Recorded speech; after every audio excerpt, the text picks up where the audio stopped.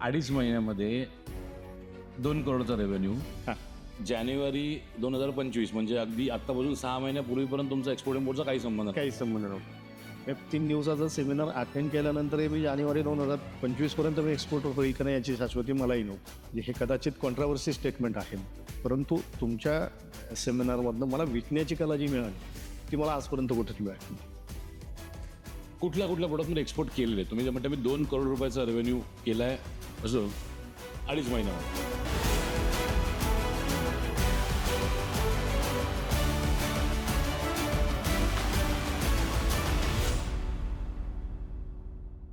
So अशी जी भेटायला यायचं मेजर कारण असं होतं की आपण एक सिरीज करतोय. त्या सिरीजमध्ये उद्योग महाराष्ट्राकडनं ट्रेनिंग घेऊन ज्या ज्या लोकांनी व्यवसाय चालू केले तर त्यांची जर्नी कशी राहिली. कारण काय होतं बऱ्याच वेळा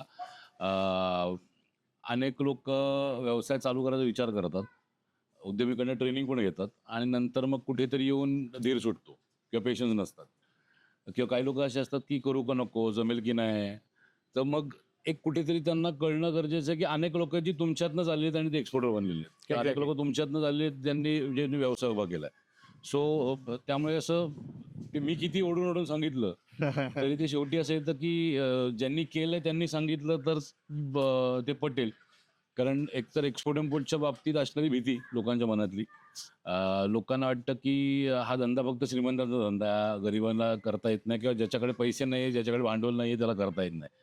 त्यामुळे असं वाटलं की आपल्या लोकांची गप्पा मारूया आणि पॉडकास्ट करायचा विचार होता. पण नंतर असं वाटलं की पॉडकास्टमध्ये बंद खोलीत तेच सगळे फॉर्मॅट्स म्हटलं मग आपणच आपले जे आपल्याकडनं जे शिकले त्यांना जाऊन त्यांच्या इथे जाऊन भेटू, ओपन एअरपोर्ट ते ओपन एअर पॉडकास्ट करू. पॉडकास्ट म्हणा, इंटरव्ह्यू म्हणा, की जेणेकरून मला पण तुम्हाला भेटायला एक संधी मिळेल तुमच्या इथे येऊन. सो त्यासाठीचा हा एक घाट घातलाय. सो मला सगळ्यात पहिलं तुम्हाला विचारायचं की तुमची एक्सपोर्ट इंडस्ट्रीची जर्नी ही कधी चालू झाली आणि कशी चालू झाली. तसं तर ॲक्सिडेंटल एक्सपोर्टर म्हटलं तरी मला असं फार काही मोठं हे होणार नाही. 2021ला आय थिंक मी 2021ला जस्ट बसल्या बसल्या IEC काढलं होतं. तेवढंच माझा एक्सपोर्ट इम्पोर्टचा हा प्रवास होता. आणि 2021 नंतर साधारणतः मिड 2024ला आल्यानंतर एक मित्राच्या याच्या थ्रू मला तुमचं सेमिनार बघायला मिळालं आणि एक हार्डली माझ्या अंदाजे पहिला 13-14 मिनिटाचा सेमिनार माझा एक क्लिक करून गेला.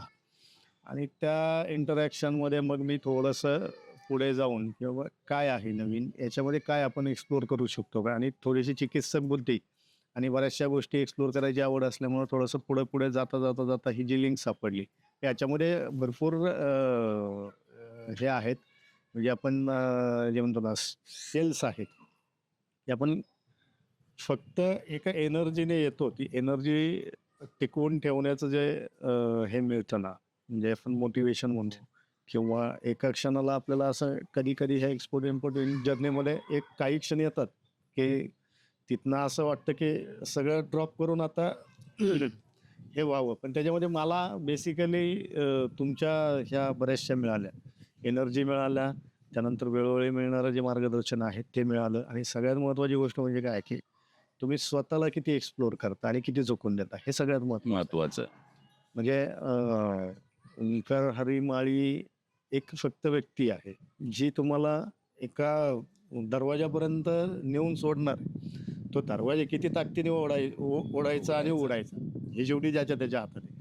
ती एनर्जी तुम्हाला त्या क्षणाला वाटली आणि ती एनर्जी तुम्हाला दाखवून देतं ना, समोरचा माणूस तुम्हाला गाईड करतोय त्या पद्धतीने, तुम्ही किती ताकदीने उघडायची हे ज्याच्या त्याच्या हातात आहे.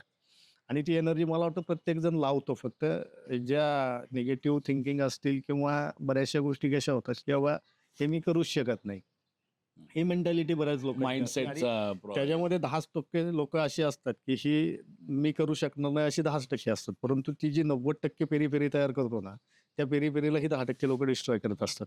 हा माझा अनुभव आहे. आणि बेसिकली तुम्ही एक म्हणतो ना आपण पूर्वीच्या काळी जुनी हे असायची किंवा ज्यावेळेला ती मोठ बांधली जायची, पाण्याची मोठ, तर तिला एक बैलांना पखाली लावायच्या. पखाली म्हणजे ते तो डोळ्याच्या बाजूला त्या झापड लावायच्या. तर त्या झापडी तुम्ही ॲक्च्युली एक्सपोर्ट इम्पोर्ट इंडस्ट्रीमध्ये एंट्री करताना जोपर्यंत तुम्हाला एक ब्रेक इव्हन मिळत नाही ना, तोपर्यंत त्या झापडी लावून आतमध्ये घुसायला पाहिजे. त्या लावल्या तर सक्सेस फार जवळ आहे. गाईडलाईन्स तर तुमच्या इतक्या परफेक्ट आहे.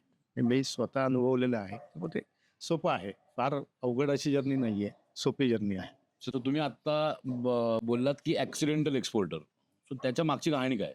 नाही ॲक्च्युली माझे बेसिक बिझनेस आहेत, वेल सेटल्ड आहेत. सगळे रेव्हेन्यू चांगले आहेत. मी स्वतः वेल सेटल्ड आहे आणि ॲक्च्युली 2023च्या एंडला म्हणजे डिसेंबरमध्ये वगैरे थोडंसं मला माझे हेल्थ इश्यूज काही हे झाले. म्हणजे हेक्टिक लाईफस्टाईल आणि पूर्ण ते सगळं शेड्यूल आणि एक व्यावसायिक म्हणतो ना आपण किंवा झोकून दिलेला व्यावसायिक. मग रात्री 2-2 वाजेपर्यंत काम करणे, सकाळी 4 वाजता ते सुरुवात करणे. ह्या ह्याच्यामुळे मला ॲक्च्युली माझ्या हेल्थकडे लक्ष देता आलं नाही. जानेवारी 2024मध्ये मला मायनर अटॅक आला.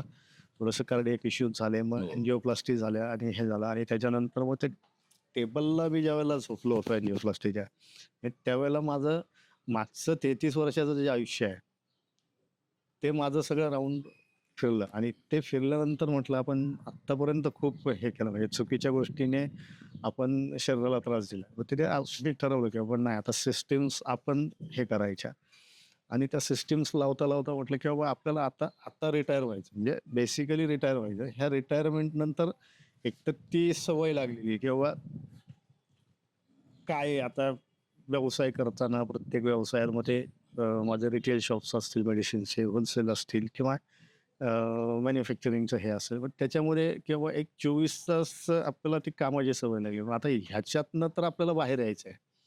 ते तर सेटअप रनिंग आहे ते चालूच राहणार आहेत. पण ह्याच्यातनं आपल्याला हा स्ट्रेस कमी करायचा. मग काय करायचं?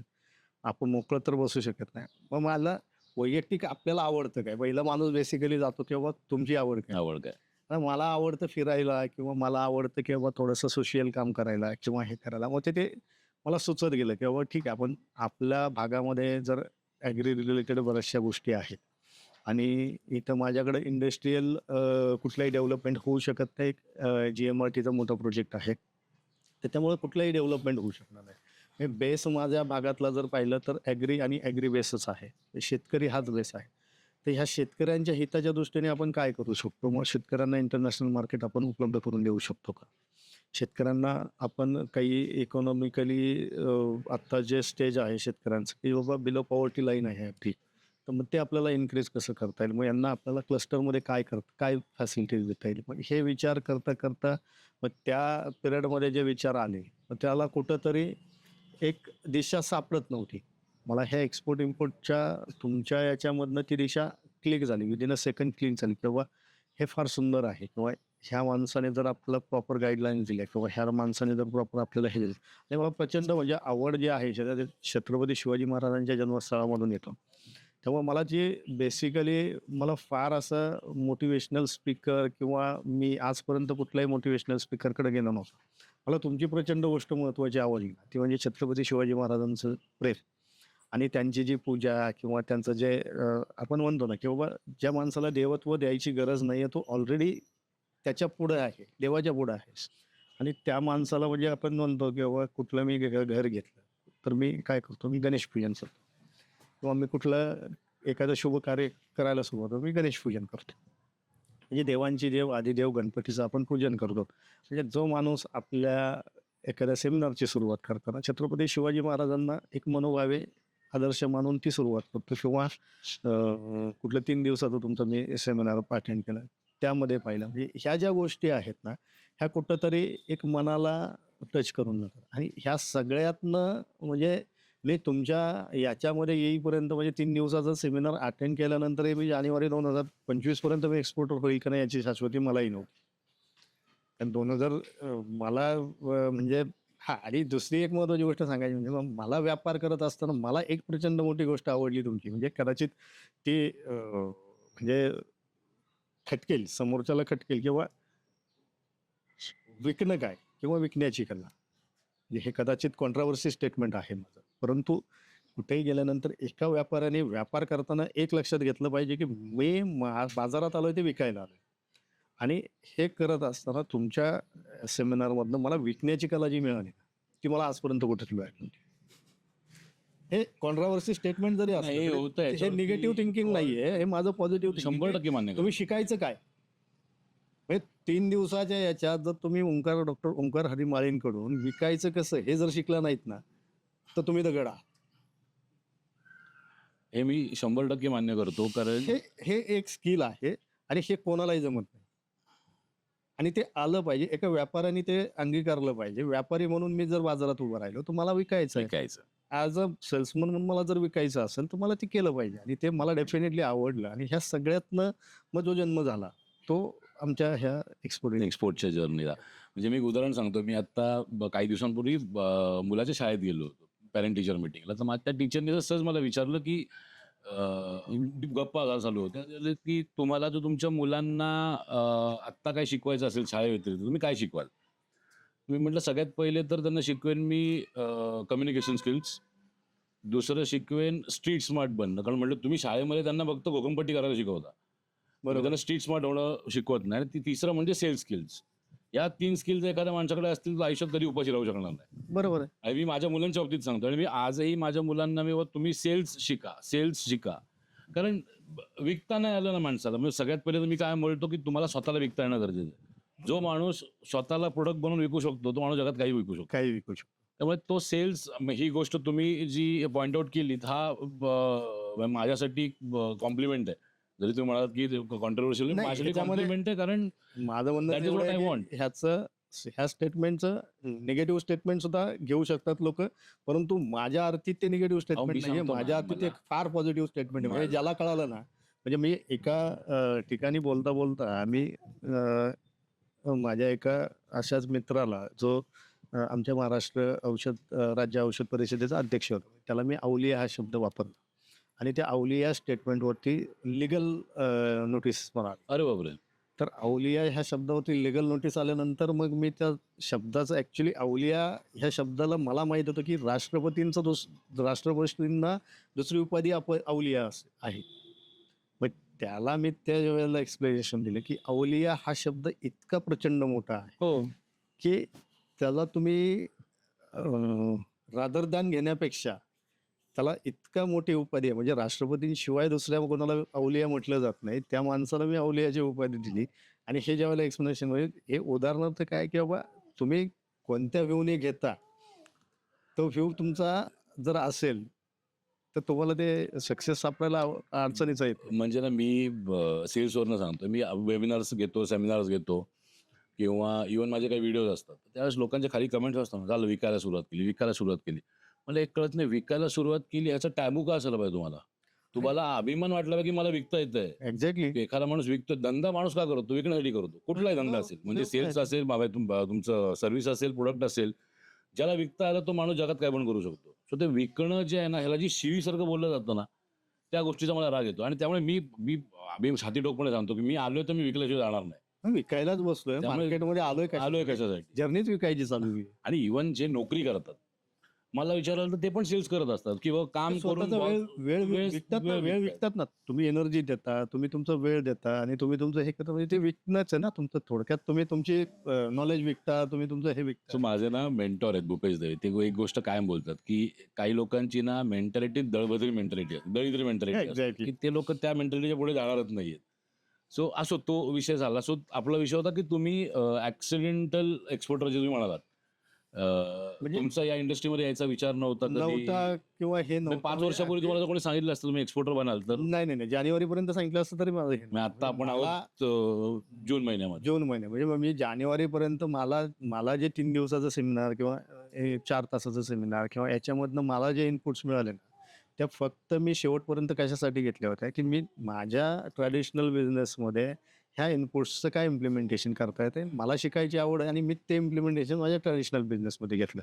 आता त्याच्यामधनं मला ऑलमोस्ट काय 15-16% रेव्हेन्यू ग्रोथ मिळाल्यानंतर मला थोडंसं चिकित्सा वाटली की बाबा ठीक आहे, हे स्पार्किंग आहे. सो 15-16 रेव्हेन्यू ग्रोथ तुमच्या एक्झिस्टिंग बिझनेसला Existing मिळाली. businessला मिळाल्या. म्हणजे काय सिस्टीम्स आता मी जर ग्रामीण भागात काही गोष्टी करतो, तर मग ग्रामीण भागात व्हॉट्सअप मार्केटिंग असेल किंवा इन्स्टावरती मार्केटिंग असेल किंवा फेसबुकचं मार्केटिंग असेल इवन स्ट्रीमलाईन बाबा बिझनेस आपला स्टॅटिस्टिकली कसा मांडला पाहिजे, त्याच्यामध्ये मग रोल्स कसे डिफाईन केले पाहिजेत, ह्या सगळ्या गोष्टी ज्या आहेत. म्हणजे पहिला ट्रेडिशनल बिझनेस काय होता, तेव्हा मीच सगळं करणार.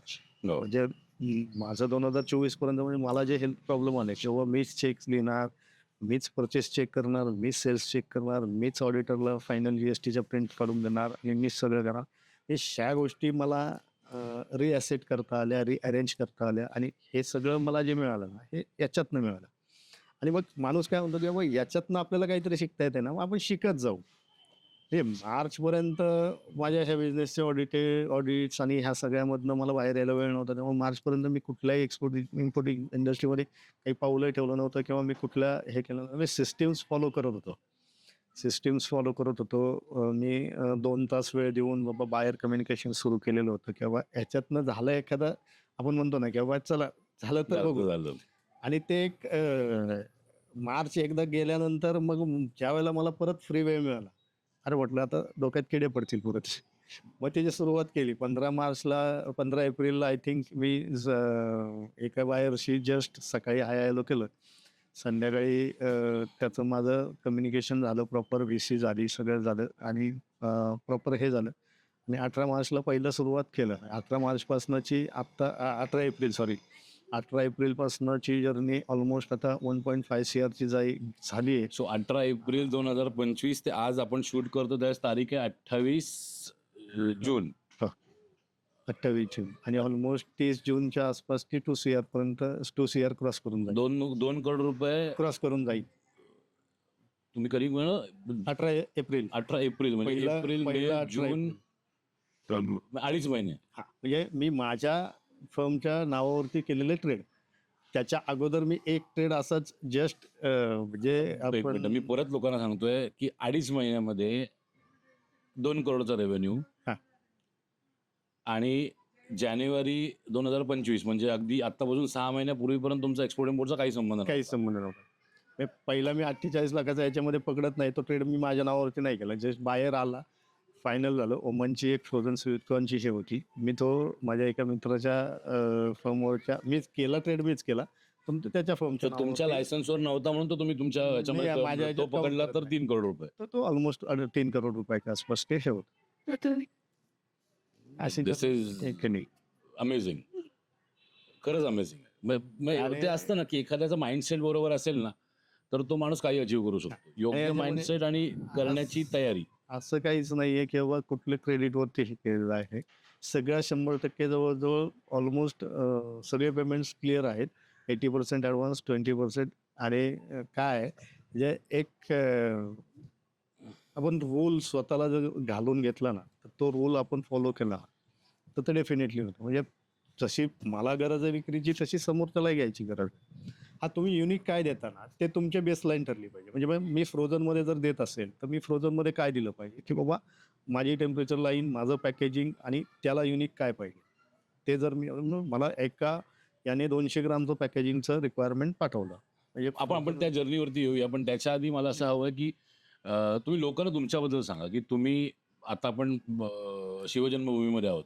सो मुळात आशिष आंडे साहेबांबद्दल सांगायचं झालं तर आशिष आंडे साहेब स्वतः राहायला जुन्नरमध्ये आहेत. जुन्नरमधनं व्यवसाय करतात. सो अनेकांचं एक असं असतं की आम्ही ग्रामीण महाराष्ट्रात राहून व्यवसाय करू शकतो का, एक्सपोर्ट इम्पोर्ट शक्य आहे का, तर जगातल्या कुठल्या कोपऱ्यात बसून तुम्ही व्यवसाय करू शकता. सो मला असं हवं की तुम्ही तुमचं थोडंसं बॅकग्राऊंड सांगितलं की तुमचं जन्म कुठला, लहानपण कुठे गेलं, फॅमिली बॅकग्राऊंड काय होतं. कारण एक्सपोर्ट इम्पोर्टची जर्नी तुमची इन्स्पायरिंग आहेच, पण इव्हन तुमची पर्सनल बिझनेसची जर्नी पण इन्स्पायरिंग आहे.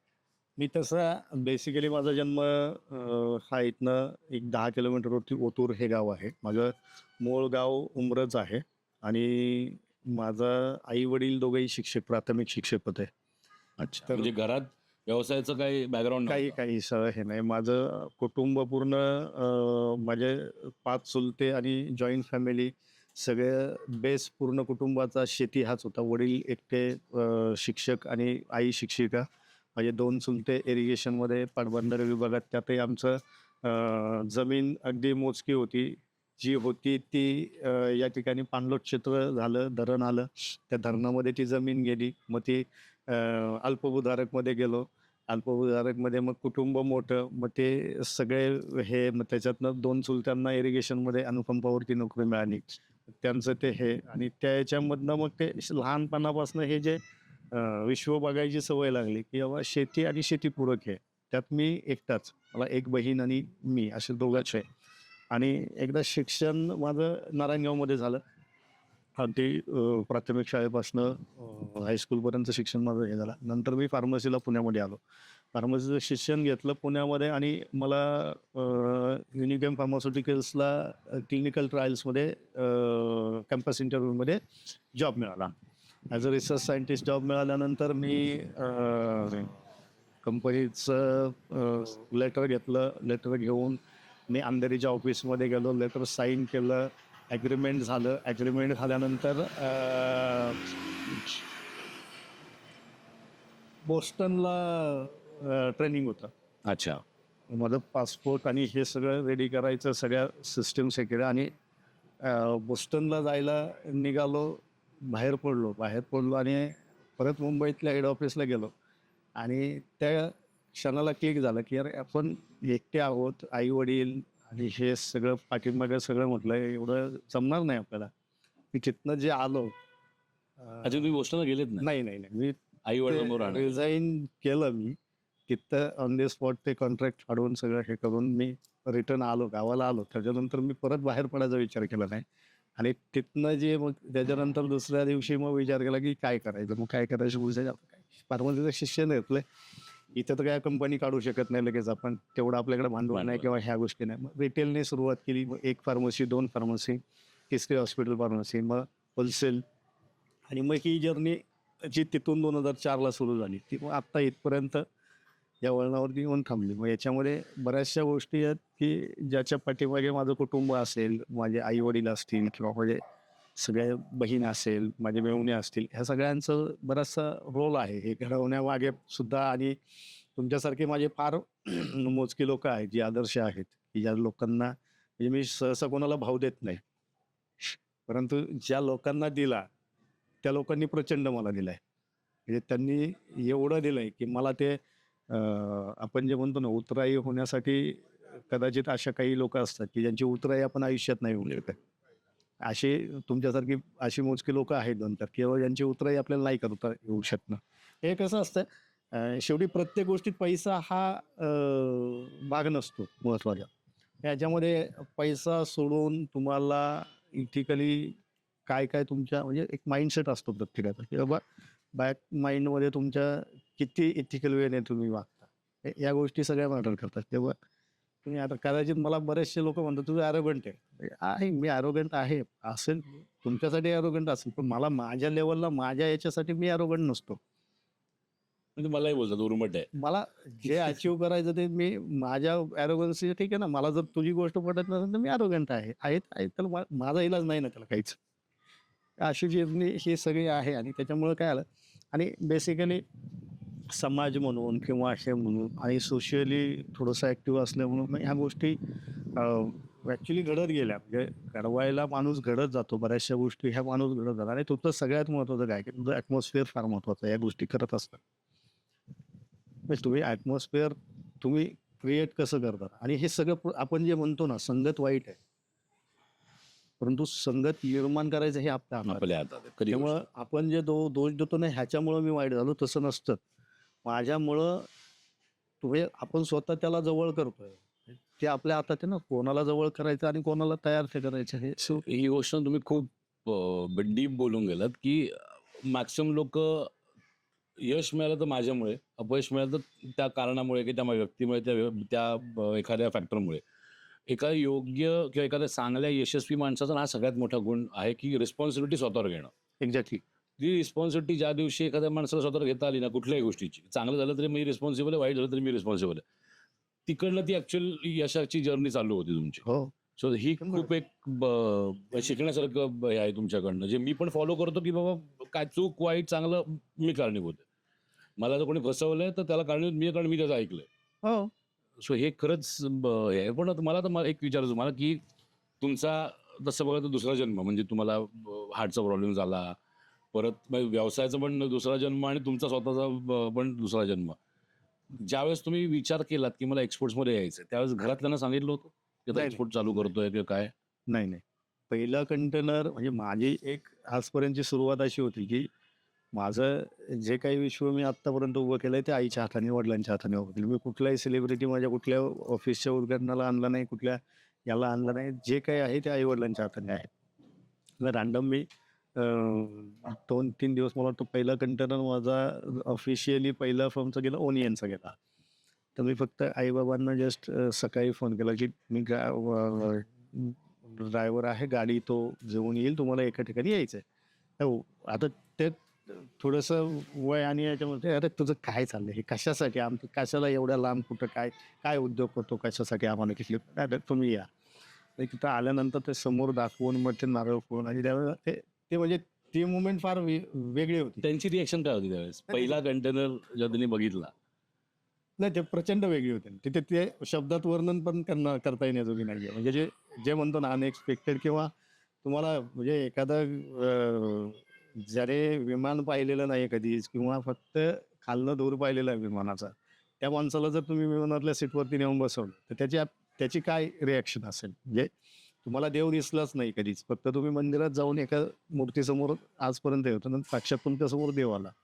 तर ती तुमची रिएक्शन काय असेल? तशाच प्रकारची रिएक्शन होती, की बाबा ठीक आहे. हे हे आणि त्यांचा विश्वास प्रचंड आहे. मग त्यांचं हे आहे. त्यामुळे माझ्या आई-वडिलांचं कधी घरातनं कधी असं हे आजपर्यंत मला आलं नाही, की बाबा ठीक आहे हे "अरे कुठे आहेस? आणि काय हे काय चाललंय? असं काय आहे? हेच का? तेच का? हेच का केलं? तेच का केलं? किंवा विचारलंच का नाही?" हे नाही. असं कधी आजपर्यंत घडलं नाही. म्हणजे जे करतोय ते त्यांच्या विश्वासामुळं ते सक्सेस होतंय. म्हणजे त्याच्यामुळे आपण फक्त मेहनत घेतोय. ते सगळं त्यांच्या एनर्जी किंवा आपण जे म्हणतो पॉझिटिव्ह वाइब्स ज्या आहेत, हे ह्या सगळ्यांना म्हणजे माझे बाबा रिटायर झाल्यानंतर मी आजही अभिमानाने सांगतो, की मी आई-वडील माझ्याकडे राहत नाही. मी आई-वडिलांकडे आजही राहतो. ही वस्तुस्थिती आहे. हे आजही बाबा माझे घरात माझ्याकडे 2-2, 3-3 गाड्या असूनही बाबा माझे टू व्हीलरवरती सकाळी जातात, शेतात चक्कर मारतात. दिवसभर ते त्यांचं विरंगुळा तिथे शोधतात. शेतात चक्कर मारून येतात. इथनं 8-9 किलोमीटर म्हणजे हे जे आहे ना, हे तुम्हाला शिकवत असतं. हे रोज तुम्हाला तुमची उजळणी करून देतं, की बघ तुझा बाप आजही कष्ट करतोय. तू जर 8 वाजेपर्यंत झोपायचं असेल, तर बाप तुला बघायला लागेल पहिला. तो काय करतो? हे हे हे शेवटी तुम्हाला तुमचं ॲटमॉस्फिअर शिकवतं. खरी गोष्ट आहे. आता याच्यामध्ये तुमचा पत्नीचा काय सहभाग आहे? प्रचंड मोठा सहभाग आहे. त्यांची रिएक्शन काय होती जेव्हा? कुटुंब म्हटलं की पत्नीचं म्हणजे आता जसं आपण म्हणतो की बाबा मी आज समजा 8 दिवस बाहेर गेलो, 10 दिवस बाहेर गेलो, 15 दिवस हे खरं सॅक्रिफाईस पत्नीचंच आहे ना. म्हणजे कुटुंबाची मी ज्यावेळेला बाहेर असतो त्यावेळेला कुटुंबाची घडीच ठेवणं ते हे असतं. म्हणजे तिलाही ते अनएक्सपेक्टेड होतं. ती प्रोफेशनने डॉक्टर आहे आणि ती के-एम हॉस्पिटलला ॲज अ रिसर्च फिजिशियन म्हणून काम करते. अच्छा, ते डॉक्टर आहेत. हो. ओके. रिसर्च फिजिशियनमध्ये म्हणून काम करतोय. त्यामुळे ते तिलाही अनएक्सपेक्टेड होतं. म्हणजे हा माणूस असं काही एवढा यू टर्न घेऊन ह्या बिझनेसमध्ये तिने मला ज्यावेळेला विचारलं ना, हे बघ सिंपल विषय. ह्याच्यातनं पैसा मिळणार आहे. ह्याच्यातनं मला जे पाहिजे प्रचंड मोठी आवड मला फिरायची. मला फिरायला मिळणार. मला रोज एका ठिकाणी बरं माझं म्हणून मी तिला सांगेन माझ्याकडे एक प्रॉडक्ट नाही. मी समोरनं जे जे मला मागेल ना, ते मी विकणार आहे. त्यामुळे ते म्हणजे होत गेलं आणि त्याच्या पाठीमागे कुटुंबाची तर प्रचंड मोठी हे आहे. म्हणजे त्यांचं सॅक्रिफाईस आहेच. त्याच्याशिवाय ही जर्नी इम्पॉसिबल. पॉसिबल. सो ना मला ही गोष्ट आवर्जून त्या सगळ्या लोकांना सांगायची, की ज्यांच्या घरी एक कोणतरी व्यक्ती जो प्रयत्न करतोय ना, तुमच्या घरातल्यांच्या सपोर्टशिवाय कोणालाच यशस्वी होणं शक्य नाही होणार आहे. कारण घरातले जर एखाद्या व्यक्तीला मागे खेचत राहिले, तुम्हाला वाटतं आपण काळजी करतोय, पण कदाचित त्या काळजीच्या मागे ना तुम्ही त्या माणसाला मागे खेचताय. म्हणजे आशिष जी असतील किंवा मी स्वतः असेन, फॅमिली सपोर्टशिवाय कुठलाही माणूस, अहो अंबानी फॅमिली सपोर्टशिवाय मोठे नाही होऊ शकलेले. तर आपण तर खूपच हे आहोत. त्यामुळे घरातला एखादा माणूस प्रयत्न करतो त्याला करू द्या. काय होईल फार फार तर फिनान्शियल लॉस होतील. ते रिकव्हर करता येऊ शकतात. पण स्वतःवरचा विश्वास उडाला हा लॉस कधीच रिकवर करता येऊ शकत नाही. सो अशी परत येतोय तुमच्या एक्सपोर्टच्या जर्नीवर. तर तुम्ही कुठल्या प्रोडक्टमध्ये एक्सपोर्ट केलेले? तुम्ही म्हणता मी 2 करोड रुपयाचा रेव्हेन्यू केलाय असं 2.5 महिन्यामध्ये. आता याच्यामध्ये आपण ॲग्रिकल्चरल प्रोडक्टमध्ये काम केलेलं आहे. त्याच्यानंतर फ्रोझन फूड्समध्ये काम केलेलं आहे. त्याच्यानंतर आपण ॲक्च्युली एक सॉफ्टवेअरच्या सर्व्हिसेसमध्ये काम केलेलं आहे. हे मल्टिपल याच्यामध्ये तुम्ही प्रोडक्ट एक्सपोर्ट्समध्ये पण आहात, सर्व्हिस Service एक्सपोर्ट्समध्ये पण करता. सो जेव्हा तुमचा पहिला कंटेनर गेला तेव्हा पेमेंट टर्म काय होती तुमची? 80% ॲडव्हान्स होती, 20% अगेन्स्ट BL होती. आणि प्रोडक्ट होतं कांदा. प्रोडक्ट होतं कांदा. स्वतः कांदा म्हटल्यानंतर लोकांचा पहिला प्रश्न येतो की आम्हाला बायर ॲडव्हान्स देईल का? आणि देईल तर कसा देईल? सो तुमचं त्याच्यावरती तुम्ही ते प्रॅक्टिकली कसं सॉल्व्ह केलं? कारण हा आहे मार्केटमधला प्रॅक्टिकल प्रॉब्लेम आहे की एखादा नवीन माणूस जेव्हा येतो एक्सपोर्टर म्हणून त्यावेळेस बायर त्याला कधीच ॲडव्हान्स द्यायचं बोलत नाही. सो ते तुम्ही टॅकल कसं केलं? नाही, 2 गोष्टी होत्या. पहिल्या बायरला तर मी ओपन प्लॅटफॉर्म दिला होता, की माझे रेट्स हे आहेत, माझ्या टर्म्स ह्या आहेत आणि ह्याच्यामध्ये 2 गोष्टी आहेत. ते तुला प्रॉडक्ट क्वालिटी मिळेल. मग त्याने विचारलं, मी तुमच्यावर विश्वास कसा ठेवू? तर त्याला मी म्हटलं, हे बघ, तुला फिजिकल मी तुला सॅम्पल्स हे करायला तयार आहे. दुसरी गोष्ट, तुझा एक माणूस तू लोडिंगला मला देऊ शकतोस, ज्याचे मी एक्सपेन्सेस बिअर करू शकतो. ओके. आयदर तू इंडियातनं पाठव किंवा हे. आणि माझ्या नशिबाने तर आता एक भाऊ इंडियामध्ये होता, ज्याचे मी ट्रॅव्हल एक्सपेन्सेस आणि 2 दिवसाचे हे एक्सपेन्सेस बिअर केले, स्टेचे एक्सपेन्सेस बिअर केले आणि त्याच्यासमोर मी हे करून दिलं आणि त्याच्यामुळं तो तयार झाला. 80% ॲडव्हान्स होती आणि त्याने 80% ॲडव्हान्स केला. आता हे बायर टू बायर बऱ्याचशा गोष्टी ॲक्च्युली हे होतं. चेंज होतात. ह्याच्यामध्ये माझा दुसरा एक बायर, ऑलमोस्ट मला पहिला मिळालेला बायर आहे तसा, तो व्हिएतनामचा होता, ओनियनमध्येच. तर तो मला कुठल्याच याला तयार होत नव्हता. मग तो बायर माझा ऑलमोस्ट जुलैचं सेमिनार झाल्यानंतर जी पहिली वाईब असते ना, ती म्हणजे पहिला बूम असतो ना, त्या धक्क्यात मला तो मिळालेला बायर होता. सो बायर जेन्युइन होता आणि मी जेन्युइन होतो. त्याच्यामुळे काय आलं की आमचं ऑलमोस्ट कम्युनिकेशन मार्चपर्यंत प्रॉपर कम्युनिकेशन चालू होतं. म्हणजे तो मला रोज रेट विचारायचा, मी त्याला रोज रेट द्यायचो. तो मला रोज विचारायचा की मला क्रेडिटवरती माल द्यायचा. मी त्याला फक्त माझी कॉपी केलेली पेस्ट करत होतो. तेव्हा माझी टर्म्स हीच आहे आणि हीच राहणार. आणि अगदी शेवटी आता ह्या मागच्या महिन्यात तो तयार झाला. म्हणजे त्याला कळालं की बाबा हा स्टिकअप आहे. तुमची कन्सिस्टन्सी मॅटर करते इन शॉर्ट. की बाबा तुम्ही स्टिकअप राहिलात ना, की त्या समोरच्याला कळतंय की बाबा तो जर माणूस, हे बघा, ज्याला फसवायचंच आहे ना, तो 80% तो 30% वरती येईल, 50% वरती येईल, 60% वरती येईल, 40% वर. मी त्या शेवटच्या दिवसापर्यंत त्याला स्टिकअप होतो. तर तुम्ही तुमच्या पेमेंट टर्मवर फर्म होतात. मी फर्म होतो. म्हणजे एक कन्सेप्ट काय केलेली होती की बाबा ठीक आहे, बाहेर कुठं फ्लेक्झिबल व्हायचं आणि कुठं नाही व्हायचं. आणि त्याने शेवटच्या क्षणाला मला ॲग्रीमेंट पाठवलं. तर मला ॲग्रीमेंटवरती करणार का? म्हटलं डेफिनेटली. त्यांनी मला लीगल ॲग्रीमेंट पाठवलं. मी लीगल ॲग्रीमेंट साईन केलं. त्यांनी ॲडव्हान्स पाठवलं. मी त्याचा ट्रेड कंप्लीट केला. बाहेर सॅटिस्फाय झाला. आता ते कस्टमर माझं आता स्ट्रीमलाईन कस्टमर झालं. Regular customer. वीकली माझ्या ट्रान्झॅक्शन चालू झाल्या त्याच्यात. ओके. अजूनही पेमेंट टर्म तीच आहे. तीच आहे. पेमेंट टर्ममध्ये तुम्ही पेमेंट टर्म्समध्ये हे नाही. सो आतापर्यंत कुठले प्रोडक्ट आणि कुठल्या कंट्रीमध्ये, म्हणजे जसं कांदा तुम्ही केला तो कुठल्या देशाला केला? कांदा मी ओनियन केला, कतार केला, कुवेत केला, दुबईमध्ये केला, व्हिएतनाम केला, मलेशिया केला. आता ह्याच्यामध्ये ग्रीन चिलीमध्ये कतार केलं, कुवेत केलं. त्याच्यानंतर ओमानमध्ये फ्रोझन स्वीट कॉर्न आणि ग्रीन पीस केलं. नेपाळमध्ये आत्ता एक माझ्याकडं प्रचंड मोठी अपॉर्च्युनिटी आहे, ज्याच्यावरती काम चालू आहे. म्हणजे नेपाळमध्ये सफल ग्रुप जो आहे, तर त्या सफल ग्रुपवर माझं टायअपचं हे चालू आहे. तर त्या सफल ग्रुपला जे फ्रोझन फूड्स आहेत, मग त्याच्यामध्ये ग्रीन पीज आहे, मिक्स व्हेजिटेबल आहे, फ्रोझन स्वीट कॉर्न आहेत. तर ह्या सगळ्याचं मी 5 वर्षाचं ॲग्रीमेंटच त्यांच्याबरोबर करतो. अरे वा. तर ते नेपाळला लॉन्च करतायत, तर त्यांच्याबरोबरचं काम चालू आहे. नेपाळला फ्रोझनमध्ये काम मटेरियल आपलं स्वीट कॉर्न आणि हे गेलेलं आहे. तर या सगळ्या याच्यामध्ये असं हे सगळं हे आहे. मग आता एक्सप्लोअर करायला नेदरलँड आणि इकडं मी आता सध्या हे चालू आहे. फोकस करतात. फोकस करतोय म्हणजे मी मार्केट रिसर्च करतोय आता सध्या. बेसिकली ते रिसर्च माझं कम्प्लीट झालं. तर माझं आता ऑलमोस्ट आय थिंक सप्टेंबर किंवा ऑक्टोबरपर्यंत मला युरोपियन कंट्रीजमध्ये लॉन्च करायचा. हे टार्गेट मी घेऊन चाललेलो आहे आता. आता दुसरा एक मेजर प्रॉब्लेम येतो तो म्हणजे लोकांना बायर कसा मिळेल. बायर फाइंडिंगच्या बाबतीत इतका तो मोठा बागुलबुवा क्रिएट केला आहे की बायर फाइंडिंग सो तुम्हाला तुमचे बायर कसे मिळाले? बेसिकली ज्या सिस्टीम्स आपण ज्या आपल्याला लेक्चरमध्ये किंवा मेंटॉर म्हणून तुम्ही दिलेल्या आहेत, तर त्या सिस्टीम व्यतिरिक्त मी वेगळी काहीच रॉकेट सायन्स वापरलेली अच्छा, म्हणजे तुम्ही जे आपल्या उद्यम महाराष्ट्राच्या ट्रेनिंगमध्ये जे शिकलं अजिबात त्याच्या व्यतिरिक्त मला तेच तुम्ही काहीच वापरलं. केलेलं नाही. म्हणजे त्याच्यामध्ये मग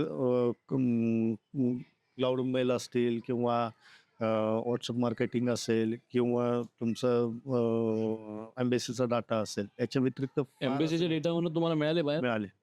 आणि लोकांचं ते एक असतं की एम्बेसीचा डेटा म्हणजे हे मी एम्बेसीचा डेटा तर मी 99 रुपयाच्या वर्कशॉपमध्ये करतो. Embassy च्या 99 रुपयाच्या वर्कशॉपमधनं मधला मी शिकवतो की बाहेर कसा शोधायचा. त्यात मी एम्बेसीनं कसं बाहेर मिळेल. एम्बेसीतनं मिळाले बाहेर. एम्बेसीतनं बाहेर मिळाले. बाहेरची लिस्ट फक्त त्याच्यामध्ये तुम्हाला काम प्रचंड करायला लागतं. प्रोसेस करायला कारण लागतं. प्रोसेस करायला डाटा तुम्हाला पाठवतात. तो डाटा तुम्हाला ॲक्च्युअली इव्हॅल्युएट करायला लागतो, की तो Filter डाटा करायला कसा लागतो. हे म्हणजे असं रॅन्डम तुम्ही काम करण्यात मजा नाही आहे एम्बेसीच्या डाट्यावरती. त्याला तुम्हाला अरे शेवटी तुम्हाला स्पून फिडिंग कोणीच देणार नाही. तर तुम्हाला तो डाटा अभ्यास करायला लागतो, की बाबा ठीक आहे, हे ॲग्री कमोडिटीजमध्ये काम करणारे कोण आहेत, पेरिशेबलमध्ये बाकीच्या कमोडिटीजमध्ये काम करणारे कोण आहेत, फ्रोझन फूडमध्ये काम करणारे कोण आहेत, हे सगळे वेगवेगळे केल्यानंतर मग त्याला एक क्रायटेरिया देऊन तुम्हाला मग त्याचं गुगल करा किंवा तिथल्या याला कॉमर्सच्या वेबसाईटला व्हिजिट देऊन तिथल्या चेंबर ऑफ कॉमर्सला हे करा. या सगळ्या सिस्टम्स जर फॉलो केल्या प्रॉपरली ज्या मेन्शन सो तुम्ही ट्रेनिंगमध्ये जे शिकवलं त्या व्यतिरिक्त वेगळं काही वेगळं काहीच हे rocket नाही science केलं. केलेलंच नाहीये मी. मला ते करण्याची गरजही लागली नाही आतापर्यंत कुठलीच. ते त्याच्या याच्यातनंच हे झालं माझं आणि मला ॲक्च्युली सोशल मीडिया मार्केटिंगचा प्रचंड मोठा फायदा झाला. अच्छा, तुम्ही सोशल मीडिया मार्केटिंग स्वतः केलं बाहेर आउटसोर्स केलं? नाही, नाही स्वतःच केलेलं आहे. अच्छा, मग म्हणजे तुम्ही ते याच्यामध्ये आतापर्यंत कुठलंच एक सेवन इव्हन मी माझ्या याच्यासाठी मी स्वतःच आता अजूनही त्या सिस्टीम सगळ्या हे करतो. कारण मला लूप होल्स शोधायची आहेत की बेसिकली मी ती लूप होल्स आता शोधतोय. मला 1 वर्षानंतर मला त्याच्यात हे नाही आहे म्हणजे माझं सिस्टीम सगळं हँडल करेल, परंतु ते सिस्टीम हँडल करेपर्यंत ॲज अ व्यावसायिक म्हणून मला माझे लूप होल्स शोधायचे ते.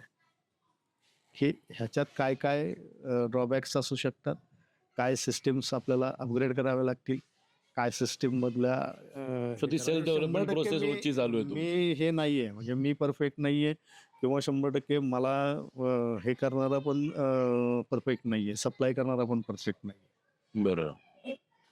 त्यामुळे मला त्या सिस्टीम्समधनं लूप होल्स शोधायचे किंवा काय कुठे लूप होल्स आहेत आणि हे स्वतः केल्याशिवाय नाही कुठल्या गोष्टी होणार. म्हणजे आपण म्हणतो ना जेव्हा पाण्यात पडतो आपण त्याच वेळेला आपण हातपाय हलवून पोहायला शिकतो. तसंच आहे व्यवसायात तुम्ही पडलात.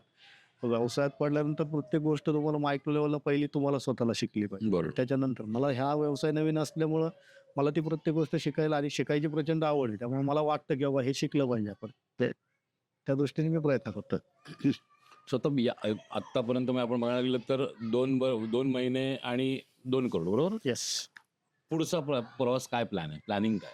नाही आता प्लॅनिंग म्हणजे मला आता बेसिकली कदाचित ते थोडंसं पुढे मागे होत आहे. बेसिकली मी आता स्वतःचं इन्फ्रास्ट्रक्चर मग पॅकिंग हाऊस असेल किंवा कोल्ड स्टोरेज असेल याचं स्वतःचं प्लॅन करतोय. ओके, इथे जुन्नरमध्येच. जुन्नरमध्येच करतोय.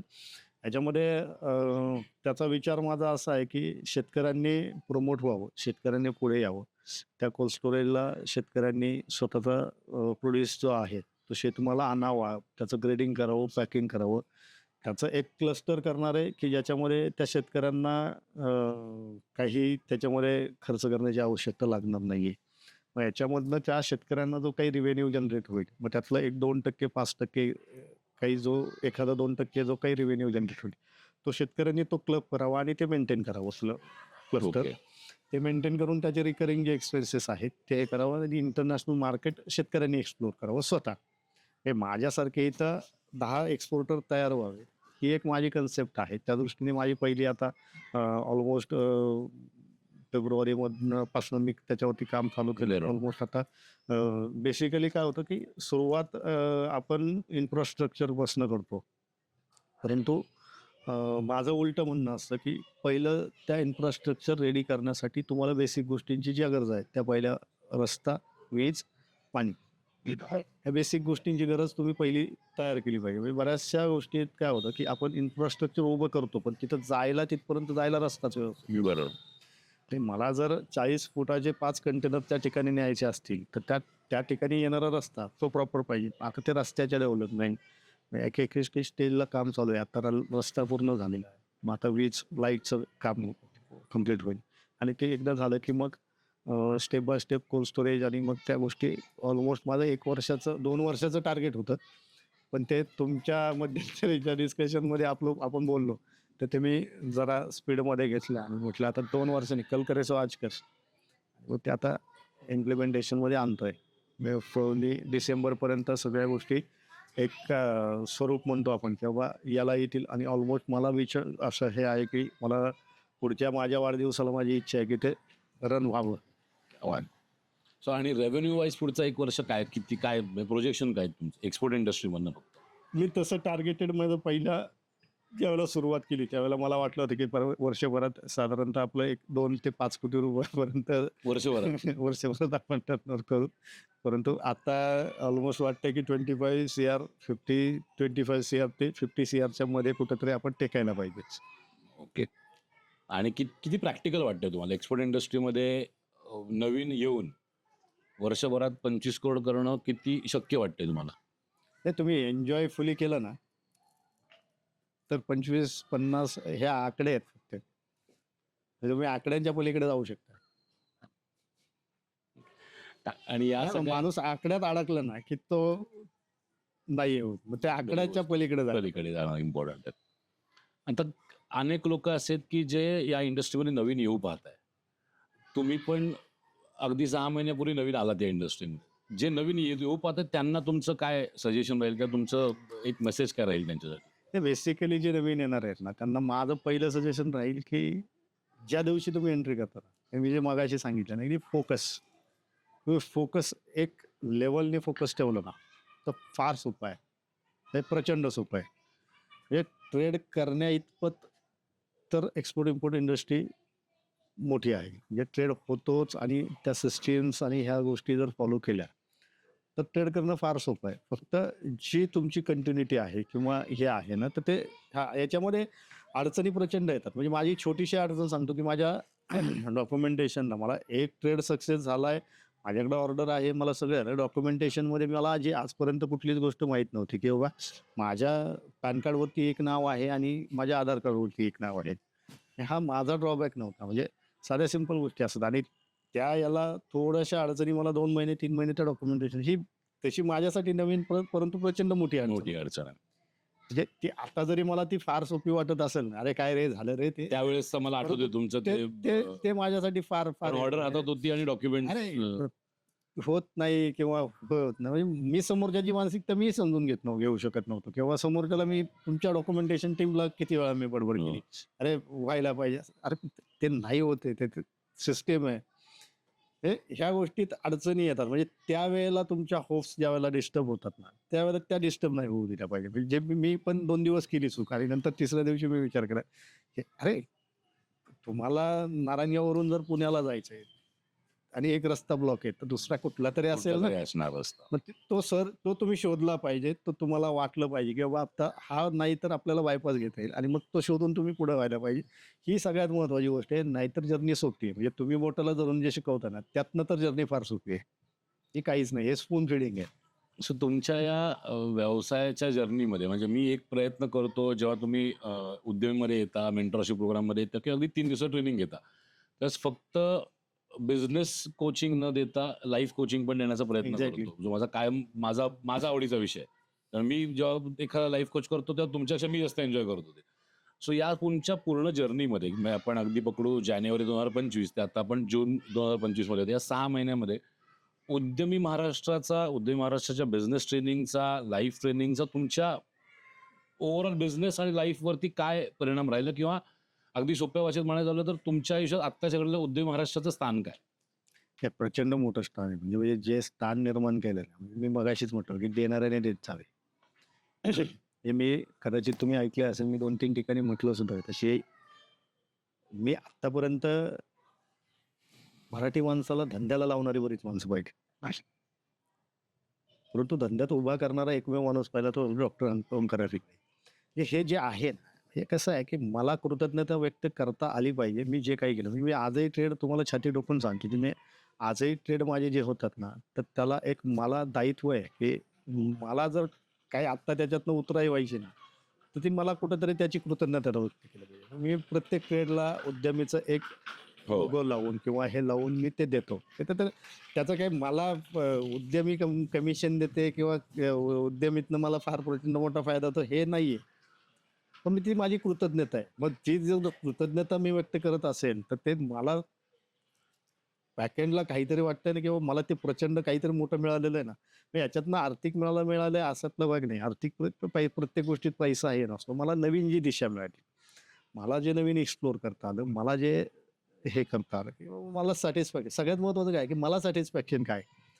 मला जे आत्तापर्यंत सॅटिस्फॅक्शन मिळालं नाही, ते ह्या व्यवसायात नाही मिळालेलं आहे. ही सगळ्यात मोठी शी हे आहे, म्हणजे ही एनर्जी आहे, की मला सॅटिस्फॅक्शन म्हणजे आपण म्हणतो ना, की आत्मिक समाधान.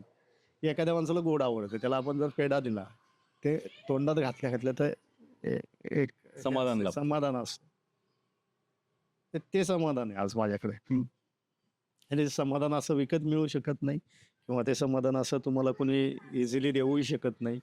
आणि असं तुम्ही कोणाकडून ओरबडूनही घेऊ शकत नाही. तिथे एक ॲक्चुअल सिस्टममध्येच तुम्हाला ते मिळतं. आणि ते मिळायला जो पाथ मला निर्माण केला ना, हा प्रचंड मोठा आहे. म्हणजे याच्या शब्दात वर्णन करता येणार नाही किंवा त्याचं मी किती कृतज्ञता व्यक्त केली तरी ती पूर्ण होऊ शकणार नाही किंवा ते परत मी मगाशी म्हटल्याप्रमाणे ते हे शब्दांच्या पलीकडचं आहे. दुसरं मगाशी तुम्ही बोललात, की तुम्ही प्रोडक्ट बरोबर सर्व्हिसेस पण एक्सपोर्ट करता. तर सर्व्हिसेसमध्ये काय एक्सपोर्ट करता आणि कसं? कारण सर्व्हिस हा एक असा फॅक्टर आहे, की ज्याचं मला असं वाटतं, की बिनभांडवली चालू होणारा व्यवसाय सर्व्हिस एक्सपोर्ट्स. तर सर्व्हिसेसमध्ये तुम्ही काय एक्सपोर्ट करता आणि कशी काय प्रोसेस आहे एक्झॅक्ट? सिंपल आहे ॲक्च्युली सर्व्हिसेसमध्ये बऱ्याचशा गोष्टी सर्व्हिस देण्याजोग्या आहेत. म्हणजे बेसिकली फार्मा इंडस्ट्रीमधनं बेस असल्यामुळे मग फार्मासाठी लागणाऱ्या काही लीगल सर्व्हिसेस असतील किंवा फार्मास्युटिकल्ससाठी लागणारं काही रिसर्च पेपर्स वर्क असेल किंवा काही केसेस असतील किंवा काही सॉफ्टवेअर्स असतील किंवा काही ज्या बेसिक फार्मा मॅन्युफॅक्चरिंग कंपन्यांना API साठी लागणाऱ्या काही सर्व्हिसेस असतील. तर या कसं आहे, की भारत तसा पाहिला तर औषधांच्या बाबतीत सक्षम देश आहे. आणि US, UK सारख्या कंट्रीज ज्या आहेत, त्याच्यामध्ये ह्या सर्व्हिसेस आपल्याला प्रॉम्प्टली देता येतात. ॲक्च्युअली मला तो बेस मिळाल्यामुळं त्या गोष्टीमध्ये आपण काम करू मग तुमचं एज्युकेशन फार्मामध्ये झालं. फार्मामध्ये असल्यामुळे त्या गोष्टीमध्ये आपण एक्सप्लोर करू शकलो. त्या गोष्टीमध्ये आपण काम करू शकलो. हे त्याच्यामध्ये काही इन्व्हेस्टमेंट हा पार्ट नाहीच आहे.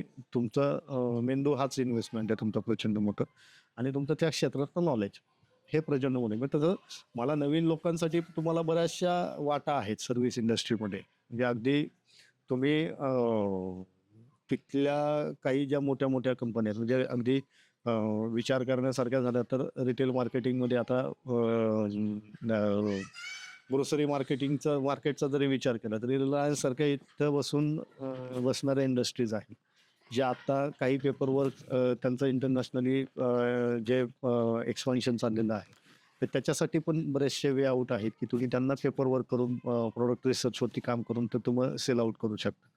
बेसिकली तुम्ही ते एक्सप्लोर करत राहिलं पाहिजे. याच्यासाठी तुम्हाला नेट आहे. त्या कंपन्यांच्या वेबसाईट तुम्ही रिपीटेडली व्हिजिट केल्या पाहिजेत. त्यांचं काय रिव्होल्यूशन चाललं आहे, त्या कंपन्यांमध्ये काय चेंजेस आहेत, त्या कंपन्या नक्की कुठं फोकस करतात आहे. आणि आपण फक्त ह्या कंपन्या कुठं सर्च करायला जातो तर शेअर मार्केट. शेअर मार्केट बरोबर. हे रिलायन्सचा भाव उतरलाय का, रिलायन्सचा भाव कमी झालाय का? याच्या व्यतिरिक्त आपण ह्या कंपन्या सर्चच करतो. बरोबर. परंतु ह्या रिलायन्सच्या पाठीमागे पॅरेंट कंपन्या कोणत्या आहेत, सिस्टम कन्सर्न कोणत्या आहेत, ह्या सगळ्या एक्सप्लोर केल्या पाहिजेत. ह्यांच्या काय मुवमेंट चालू आहेत. मग आता तुम्ही जर इंटरनॅशनल मार्केटमध्ये काम करताय, तर बेसिकली तुम्ही तो विचार केला पाहिजे, की इंटरनॅशनल मार्केटच्या दृष्टीने या कंपन्यांचे काय मुवमेंट चालू आहेत. मग त्यांच्यासाठी सर्व्हिसेसमध्ये आपण काय काम करू शकतो. मग या सगळ्या गोष्टी तुम्ही हे शेवटी तुमचं नॉलेज तुम्ही ह्या याच्यातनं घेतलेलं जे आहे ना, रिसर्च कसा करावा.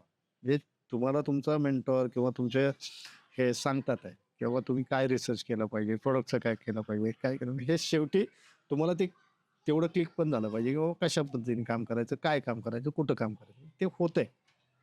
ते वर्क केलं, या गोष्टी होतात एक्सप्लोर. आणि एक शेवटचा प्रश्न, एका शब्दामध्ये तुमच्यासाठी डॉक्टर ओंकार हरिमाळी कोण आहे? माझ्या स्वार्थाचा प्रश्न आहे पण विचारतो. The legend. The legend. Thank you very much. So हा इंटरव्ह्यू करण्याचं मूळ कारण आय एम शुअर मी ज्याच्यासाठी या शिवजन्मभूमीमध्ये आलो होतो ते म्हणजे आशिषजींना भेटायला, त्यांच्याकडनं समजून घ्यायला की त्यांनी काय केलं. कारण बऱ्याच वेळा काय होतं की आपण एखाद्या व्यक्तीला ट्रेन करतो, पण त्या ट्रेनिंगला दुसऱ्या टँजंटला घेऊन जायचं काम जे लोक करतात ते अशी लोक करतात. मी फक्त ट्रेनिंग देऊन प्रोसेसेस देऊ शकतो, सिस्टम्स देऊ शकतो, रस्ता दाखवू शकतो, रस्त्यावरती कसं चालायचं, कुठे खड्डे आहेत, कुठे काटे आहेत, कुठे लेफ्ट घ्यायचा, कुठे राईट घ्यायचा हे मी दाखवू शकतो. पण शेवटी चालावं तुम्हालाच लागतं आणि ते चालायचं, रांगायचं की धावायचं हा निर्णय प्रत्येकाचा आपापला असतो. हा प्रोसेस प्रत्येकाच्या आपली असते. या जर्नीमध्ये आशिषजी रांगले नाही, चालले नाही, धावले नाही, तर त्यांनी स्प्रिंट मारली. पण काही लोक चालतात, पण प्रत्येक जण एका एंड पॉइंटला पोहोचतो जर ती कन्सिस्टन्सी मेंटेन केली. या आजच्या इंटरव्ह्यूमधनं मी जर काही शिकलो असेल, मला जर काय टेक अवे जर मिळाला असेल, तर तो एक सगळ्यात पहिले तर ग्रॅटिट्यूड, जो सगळ्यात महत्त्वाचा फॅक्टर आहे, की तुम्ही यशस्वी होत असताना त्या प्रत्येक फॅक्टरचे आभार मानणं, की तुम्ही त्या फॅक्टरमधनं काय मिळवलंय. दुसरं म्हणजे सगळ्यात महत्त्वाचे तर आभार आपण रोज सगळ्यांनी मानले पाहिजेत उठल्यानंतर, की आपण उठलोय. मॅक्सिमम लोक त्यावर रात्री झोपलेले परत उठलेले पण नाहीयेत.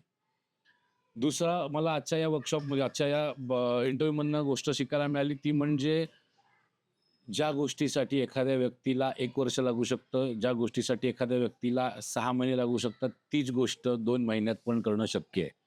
फक्त तुमची करण्याची तयारी, तुमची करण्याची प्रोसेस, तुम्ही करण्याची तयारी हे असणं इम्पॉर्टंट आहे.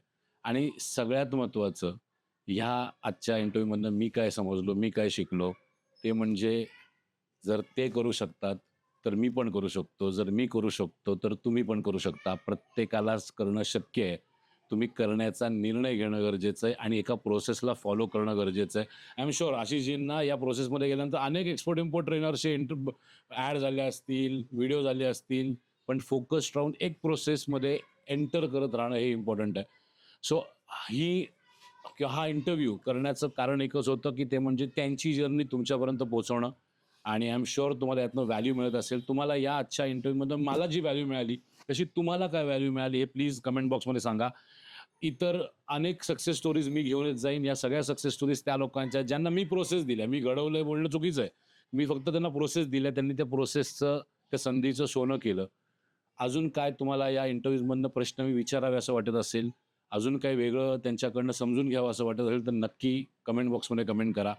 भेटूया पुढच्या सेशनला, पुढच्या इंटरव्ह्यूमध्ये एक नवीन सक्सेस स्टोरी जी उद्यमी महाराष्ट्राने घडवली आहे.